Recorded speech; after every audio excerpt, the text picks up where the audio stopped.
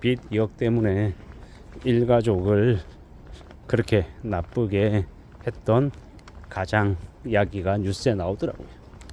괴내성이라고 하는 제도가 있는지도 몰랐답니다. 상속복이라고 하는 제도도 뭔지도 몰랐다라고 하고, 저는 그가 그런 사실을 알았든 몰랐든 간에 자신의 49세의 자신의 처와 18세 16세의 두 아들을 그렇게 하려고 했던 건 무슨 얘기를 한다 하더라도 도저히 용납되거나 허용될 수 없는 사실이다라고 저는 생각합니다.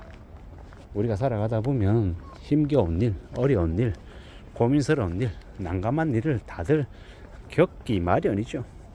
그러면 그럴 때마다 그런 이제 결정을 할 수 있냐라는 겁니다. 물론 어떤 사람에게는 빚 2천만 원도 아주 크고 어떤 사람들에게는 빚 20억도 크지 않을 수 있습니다. 사람마다 느끼는 강도가 다를 수 있다라는 거죠. 근데 잘 좀 생각해 볼 건, 아무리 어렵고 아무리 힘든 일이 생긴다 한들 그걸 해결해 나갈 수 있는 그런 길은 있다라고 봅니다. 물론 절대적인 그 자기의 힘만으로 100% 수습할 수 있다 이렇게 말하려는 건 아니고요. 상황에 따라서 좀 더 나아질 수도 있고 좀 힘겨울 수도 있고 좀 버거울 수도 있죠.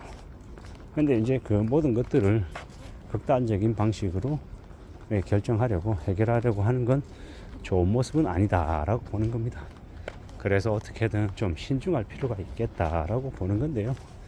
세상을 살아가는 지금을 경험하는 많은 이들에게 이제 이 처자식을 그렇게 한 그 49세 남성 이야기는 되게 쇼크죠. 충격입니다. 충격. 엄청난 충격이라고 봐야죠. 사람으로서 할 수 없는 그런 아주 무책임한, 아주 무자비한 결정을 했다라고 저는 보는 건데요. 세상을 그렇게 무책임하게 해버리면 안 된다라고 저는 계속 말씀드리고 싶은 겁니다. 세상이 얼마나 험악하고 얼마나 무자비한가라는 생각을 하게 됩니다. 아무리 생각해봐도 도저히 용납도 안 되고 용서도 안 되고 도저히 못 받아들이겠다라는 생각이 저의 생각입니다. 살다 보면 정말 바닥으로 저 아래로 추락하는 경우를 겪는 사람들이 적지 않습니다. 근데 그들이 모두 다 그런 결정을 하냐?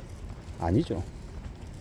끝까지 책임지는 사람도 있고, 뭐 파산이나 부도나 아니면은 뭐 괴내생이나 뭐 여러 가지 방법을 택하는 사람들도 있습니다.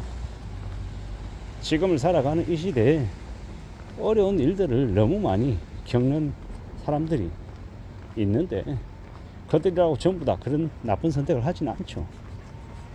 저는 그렇게 생각합니다. 끝까지 살아남아서, 죽지 않고 살아남아서 그 빚을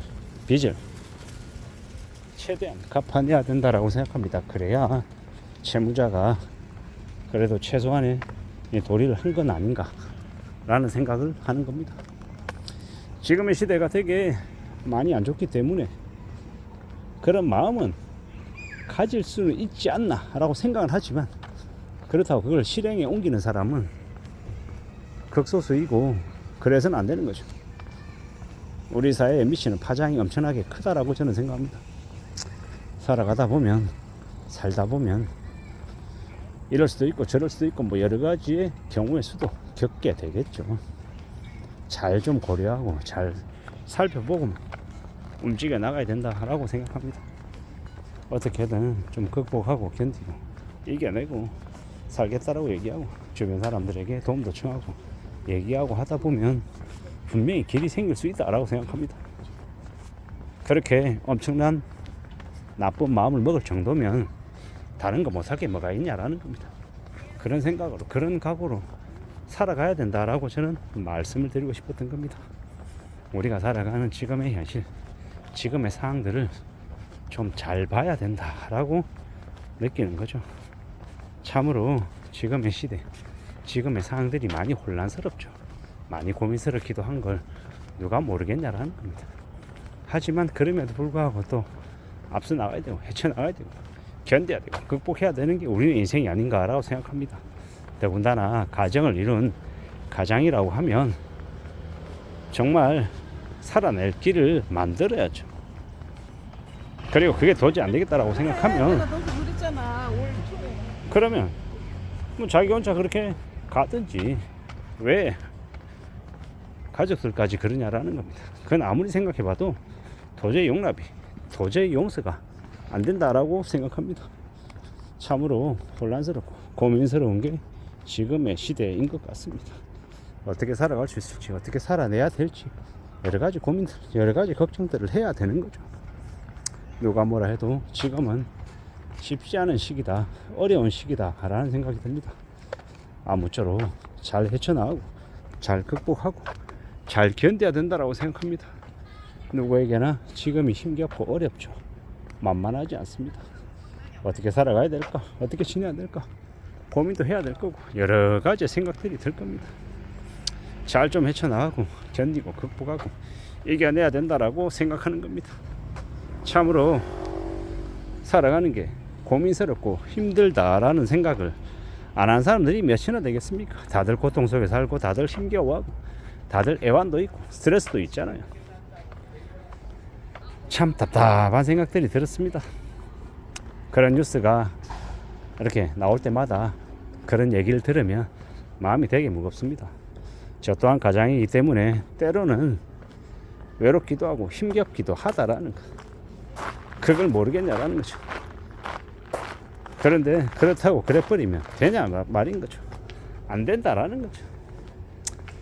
나라가 어떻게 될는지, 세상이 어떻게 흘러갈는지 참 걱정스럽고 답답하고 두렵기도 하고 많이 혼란스럽기도 하죠. 그렇지만 그럼에도 불구하고 또 잘 살아가기를 만들어야 된다고 봅니다.